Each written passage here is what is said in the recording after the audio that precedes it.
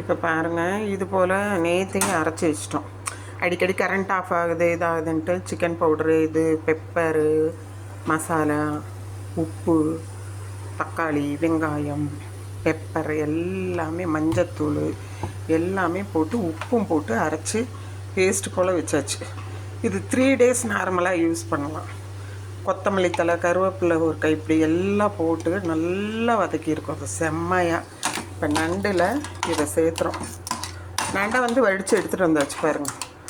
இதில் மஞ்சத்தூள் எல்லாமே இதுலேயே இருக்குது. கொஞ்சமாக இதில் தண்ணி மட்டும் இப்போ ஆட் பண்ணோம்னா நிமிஷத்தில் வெந்துடும்.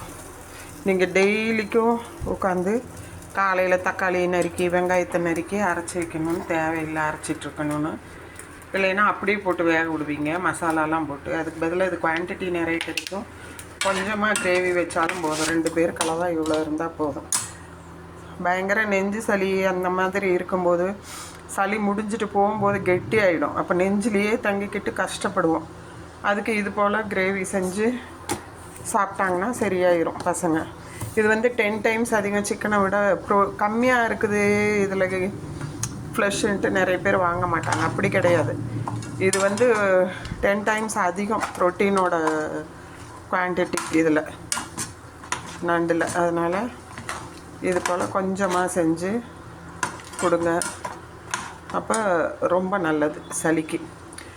மெடிசன் எடுக்க தேவையில்லை, மெடிசனே வாங்கலை, அவ்வளோதான்.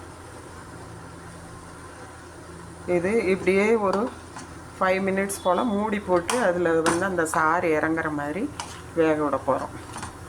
அவ்வளோதான். வெந்துடும் அதுக்குள்ளாரே 5 minutes.